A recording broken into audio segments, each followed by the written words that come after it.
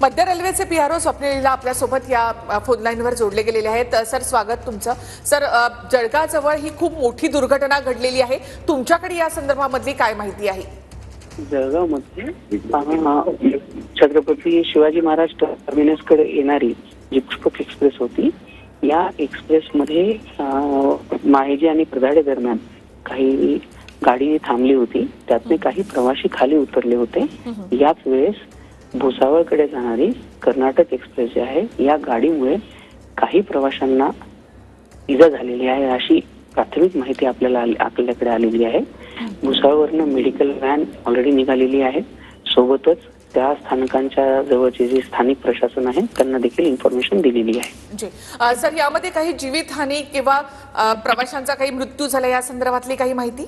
अद्यापर्यंत अशी कुठलीही माहिती आपल्याकडे नाहीये। आता आपला पहिला प्रयत्न तिथे त्या साईटवरती पोहोचवणे आणि वैद्यकीय मदत तिथे जे काही प्रवासी आहेत त्यांच्यापर्यंत पोहोचवणे याचा प्रयत्न आपला चालू आहे।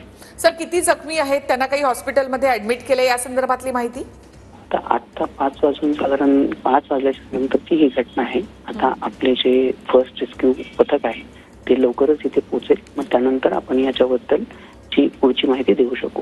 जी सर, आणखी काही अधिकारी वगैरे तिथे पोहोचलेत का? म्हणजे मध्य रेल्वेकडे या संदर्भात आता पोहोचतायत। मेडिकल व्हॅन जी आहे ती भुसावळवरून ऑलरेडी निघालेली आहे आणि सोबतच तिथले जे प्रशासकीय अधिकारी आहेत, माहेजीचे आणि तिथल्या जवळचे हे प्रशासकीय अधिकारी देखील निघालेले आहेत आणि जवळचे जे स्टेशन्स आहेत, हॉस्पिटल्स आहेत, त्यांना देखील आपण इन्फॉर्मेशन दिलेली आहे। त्यांच्या अँब्युलन्सेस पण लवकरच तिथे पोहोचतील। जी सर, प्रवासी किती होते या संदर्भातली किंवा जी आग लागल्याची अफवा पसरली होती या संदर्भात तुमच्याकडे मग काही माहिती? प्रवासी किती होते हा जिथपर्यंत आता माहिती मिळालेली आहे त्यानुसार हा थर्ड एसीचा एक कोच होता।